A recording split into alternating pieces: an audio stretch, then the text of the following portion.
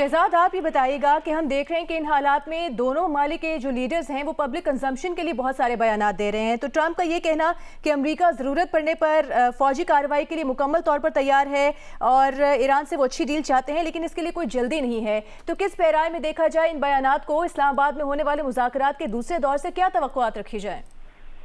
देखिए, Donald Trump के बहुत सारे बयानात जो है वो जाराना होते हैं, जिसमें वो जंग की बात कर रहे होते हैं, धमकियां दे रहे होते हैं, और फिर अक्सर उनके बयानात ऐसे भी होते हैं जिसमें वो डील का जिक्र कर रहे होते हैं। एक बात तो तय है कि डोनाल्ड ट्रंप और अमेरिका बातचीत के जरिए मसले को हल करना चाहते हैं, वरना आप ये डेस्परेशन देखें ना कि एक तरफ ईरान की तरफ से तो अब भी ऑफिशियली ये नहीं कहा गया है कि हम मुज़ाकरात के लिए आएंगे, लेकिन हमें ये पता है कि इतवार से जो यूएस टीम्स है वो पाकिस्तान आना शुरू हो चुकी हैं। उनकी जो एडवांस टीम है वो भी आई, उनकी सिक्योरिटी टीम्स आए। अब तक जो है 13 जहाज उनके आ चुके हैं। डोनाल्ड ट्रंप ये बता चुके हैं कि उनके रिप्रेजेंटेटिव्स यहाँ पर आएंगे। जेडी वेंस शायद इस वक्त एज वी स्पीक हो सकता है वो इस वक्त फ्लाई आउट कर चुके हो, मुझे एग्जैक्टली नहीं पता, बट हो सकता है कि जो टाइम दिया जा रहा था कि दोपहर को वो निकल जाएंगे पाकिस्तान के लिए, तो वो इस वक्त रास्ते में है। और ईरान की तरफ से अब तक जो है ऑफिशियल कंफर्मेशन नहीं है। ऑल्दो बैक चैनल्स ये बता रहे हैं या हमारे जराए भी ये बताते हैं कि ईरान भी जो है वो आ जाएगा इस मुज़ाकरात की टेबल पे दूसरे राउंड ऑफ टॉक्स के लिए इस्लामाबाद में। लेकिन आप ये डेस्परेशन देखें ना कि बार बार ये कहना कि हम अगर डेडलाइन पूरी नहीं हुई, डेडलाइन तक मामला नहीं तय हुए तो हम हमला कर देंगे, लेकिन अपनी टीम को रवाना कर देना, जबकि दूसरा फरीक ऑफिशियली अभी तक मान ही नहीं रहा है कि मुज़ाकरात के लिए आ रहे हैं। तो मेरे ख्याल से ये तो एक शो करता है कि at any cost Donald Trump चाहते हैं कि बातचीत का जो सेकंड राउंड हो वो किसी कंक्लूजन पे पहुंचे और ये मामला खत्म हो। लेकिन आज वो जो कंपैरिजन कर रहे हैं कि 45 मिनट में हमने वियतनाम के प्रेसिडेंट को अगवा कर लिया, या वेनेजुएला पे हमने जो है वो कब्जा कर लिया 45 मिनट के अंदर, और उनके प्रेसिडेंट को हमने सीज कर लिया, वो बड़ा एक डिफरेंट मैटर था। यहाँ पे उनको पता चल गया है कि ना तो वो अभी तक रिजीम चेंज कर चुके हैं, बल्कि दुनिया को स्ट्रेट ऑफ हुर्मुज के बाद एक नई मुश्किल पे उन्होंने डाल दिया है। और अब वो जितने भी दावे करें कि ब्लॉकेड से ईरान को नुकसान होगा, यकीनन होगा।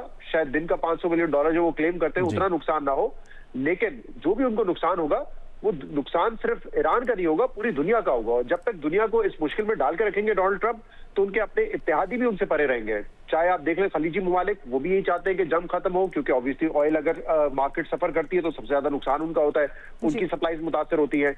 और इसी तरीके से यूरोपियन यूनियन जो उनके इत्तेहादी है, देरी ना इत्तेहादी है, वो भी इस स्ट्रेट ऑफ हुर्मुज वाले मामले पे ना पहले शामिल हुए, जब वो कहते रहे कि उनका मसला है, ये यूरोपियन यूनियन आए या यूरोपियन कंट्रीज आए और वो इसको ब्लॉकेड को खत्म करें, वो सामने नहीं आए। जब नेवल ब्लॉकेड की बारी आई तब भी वो सामने नहीं आए। तो वो शायद इसको अपनी जीत तस्वुर कर रहे हो, लेकिन मेरे ख्याल से ये तो पूरे खित्ते बल्कि पूरी दुनिया की शिकस्त है। तो इसीलिए मुझे लगता है कि तमाम दर जहानाना बयानात के बावजूद डोनाल्ड ट्रंप चाहते हैं कि ईरान भी मुज़ाकरात की मेज पे बैठे और ये मामला किसी न किसी तरह कंक्लूजन पे पहुंचे। शहजाद इकबाल साहब, जिस तरह सुहेल वलायत साहब ने ये चीज़ बयान की कि अवामी तासुर कायम करने के लिए क्या बयान दिए जा रहे हैं और पसे पर्दा क्या हो रहा है, वो उसमें बहुत ज़्यादा फ़र्क होता है हमेशा। तो क्या इस सारे मामले में भी फिर इसी वजह से उम्मीद रखी जा सकती है कि ट्रंप के बयानात तो हैं जो कि मतजाद बयानात हैं और बाज़ बहुत मनफी बयानात होते हैं, लेकिन असल में किसी न किसी तरह पसे पर्दा दर पर्दा सिफारतकारी हो रही है, कोशिशें हो रही हैं और मुज़ाकरात तक, मुआहदे तक पहुँचेंगे? जी बिल्कुल ऐसा ही है। जाहिर सी बात है, अपनी विक्ट्री क्लेम करना ट्वीट्स के जरिए सोशल मीडिया में, ये उनकी स्ट्रैटेजी का हिस्सा है। लेकिन बाज़ मरतबा हमने देखा है कि इससे मामलात बिगड़े भी हैं। ईरान तो खुलकर ये कह चुका है कि बहुत ज्यादा बयानात देते हैं और मुतनाज़ा बयानात देते हैं, अपने आप को कॉन्ट्रडिक्ट भी करते हैं। और जब जब वो कोई भी समझौते के बाद इस तरह के बयानात देंगे तो ऑब्वियसली ईरान के अंदर जो है वो दबाव बढ़ेगा, क्योंकि वो एक तासुर क्रिएट करते हैं डोनाल्ड ट्रंप के, मैंने तो कॉम्प्रोमाइज करवा लिया ईरान से। ऑब्वियसली वो ईरान को सूट नहीं करता है। देखिए, इसमें 2-3 चीजें हैं। एक तो ऑब्वियसली ये जो ट्वीट्स का मामला या सोशल मीडिया पे बयानात का मामला, इसमें एक पहलू हमें ये भी देखना होगा कि इस पूरे एपिसोड में जो इंटरनल हार्डलाइनर्स हैं उनकी से जो है वो बड़ी मुख्तलिफ होगी। आज भी ऐसे लोग होंगे जो डोनाल्ड ट्रंप के कान में ये बात करते होंगे कि नहीं, इस जंग को खत्म ना किया जाए, हमने बड़े लंबे अरसे तक इसराइल के साथ मिलकर ये प्लान किया था कि ईरान को निस्तो नाबूद करना है, तो लिहाजा इस जंग को जारी रखा जाए। दूसरी तरफ ईरान में भी देखें आप, गुस्सा बड़ा ज्यादा होगा। उनके सुप्रीम लीडर को शहीद किया गया, अली रानी को शहीद किया गया और भी उनके टॉप लीडरशिप को शहीद किया गया। तो वहां पे भी गुस्सा होगा कि अगर हम इस जंग को बंद भी करना चाहते हैं तो हमारा अपर हैंड होना चाहिए, ऐसा नहीं लगना चाहिए कि हम कॉम्प्रोमाइज कर रहे हैं, वरना तो उनकी तरफ से भी ये बातें होती है कि हम फिर लड़ने के लिए तैयार हैं, अगर दोबारा जंग शुरू होगी तो हम लड़ने के लिए तैयार होंगे। तो इंटरनल हार्डलाइनर्स का भी इसमें बड़ा अहम रोल है। फिर दूसरा, ऑब्वियसली हमें पता है कि एक्सप्लॉइटर्स भी मौजूद हैं, जिस तरह के इसराइल के अज़ाइम मुख्तलिफ हो सकते हैं अमेरिका के हवाले से। तो अमेरिका में ये जंग बड़ी अनपॉपुलर है और इल्जाम ये लग रहा है कि ये इसराइल के कहने के ऊपर अमेरिका इस जंग में शामिल हुआ है, तो वो भी एक पहलू इसका जरूर है। दूसरा एक दिलचस्प पहलू जो जुनैद अब सामने आ रहा है वो बड़ा इंटरेस्टिंग है। और ये आज से नहीं है, आज बीबीसी ने स्टोरी की है, उससे पहले ब्लूमबर्ग कर चुका है, स्काई न्यूज कर चुका है, और बाकायदा डेटा के साथ कर चुके हैं कि जब जब डोनाल्ड ट्रंप साहब बयान देते हैं, एक तो आमतौर पे उनका जो अच्छा बयान आता है वो बिल्कुल अमेरिकी मार्केट्स खुलने से पहले आता है, और इसमें इसका असर भी देखते हैं कि ऑयल नीचे गिर जाता है, स्टॉक मार्केट्स बढ़ जाती है। लेकिन जो इंटरेस्टिंग एनालिसिस है कि जब जब उन्होंने बयान दिया उससे पहले कोई ना कोई बहुत बड़ी ट्रेड होती है ऑयल मार्केट में भी या स्टॉक मार्केट में भी, जिससे एक अंदाजा ये लगाया जा रहा है या एक स्पेकुलेशन ये हो रही है कि शायद ये मामला इतना सादा नहीं है कि वो बयान देते हो मार्केट मूव करती है, बल्कि शायद हो सकता है ये इनसाइडर ट्रेडिंग का मामला हो। तो जो उनके बयान है उसको इस पहलू से भी अब देखा जा रहा है इंटरनेशनल मीडिया की जानिब से कि ये सिर्फ मैडनेस नहीं है, ये सिर्फ ये नहीं है कि डोनाल्ड ट्रंप साहब सुबह उठते कुछ फील करते हैं और बयान दे देते।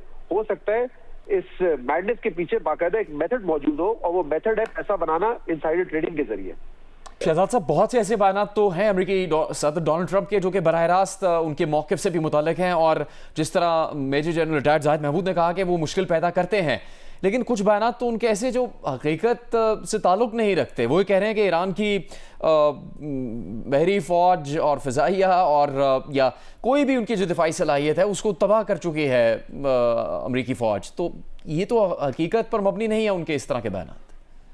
जी, आप दुरुस्त फरमा रहे हैं जुनैद। उन्होंने कुछ अरसे पहले भी ये बयान दिया था कि जो पूरे उनकी एंटी एयरक्राफ्ट मशीनरी है वो हमने तबाह कर दी है, और अब फिजाओं पे, ईरान की फिजाओं पे हमारा जो है वो एक कब्जा हो चुका है। लेकिन फिर आपने देखा कि अमेरिका के जहाज भी गिरे, उनको नुकसान भी हुआ, और पूरा एक उन्होंने एक्सरसाइज की कि किस तरीके से अपने पायलट्स को रेस्क्यू करना है। तो उसके बाद तो उनका बड़ा मजाक उड़ाया गया अमेरिका में भी, दुनिया भर के मीडिया में भी, कि अभी 2 दिन पहले आप कह रहे थे कि मुकम्मल तौर पे आपने कब्जा कर लिया है ईरान की फिजाओं पे, तो वो बात तो दुरुस्त नहीं है। अभी भी एक बहुत बड़ा एग्जैजुरेटेड नंबर वो दिखाने की कोशिश कर रहे हैं, और उससे वो साबित करना चाहते हैं कि ईरान को हम कितना नुकसान पहुंचा रहे हैं। वो कह रहे हैं कि $500 मिलियन रोजाना की बुनियाद पे ईरान को नुकसान हो रहा है, क्योंकि हमने ब्लॉकेड कर दिया है स्ट्रेट ऑफ हॉर्मुज का। यानी कि वो कह रहे हैं कि $15 अरब। तो बजाय तो ये लगता है कि ये नंबर बहुत ही एग्जैजुरेटेड नंबर है कि $15 बिलियन का नुकसान ईरान कैसे उठा रहा होगा इस वक्त एक महीने के अंदर। तो ये बात आपकी दुरुस्त है कि वो बहुत सारे क्लेम्स करते रहे, और जाहिर सी बात है जब उन्होंने जंग छेड़ी है और अपने इसराइल के कहने पे छेड़ी है, तो कहीं ना कहीं वो विक्ट्रीज तो ढूंढते रहेंगे, और इसमें कोई शक नहीं है। एक बहुत बड़ी मिलिट्री पावर है, अगर सिर्फ मिलिट्री पावर का मुकाबला किया जाए तो ईरान से तो वो बहुत ज्यादा मॉडर्न उनकी आर्मी है, मॉडर्न उनकी मशीनरी है, वेपन्स है, तो तबाही तो कर सकते हैं। शायद हो सकता है कि मुकम्मल तबाह कर दें, लेकिन उससे हासिल क्या करेंगे? आखिर में एक उनको शिकस्त होगी, एक मॉरल शिकस्त होगी।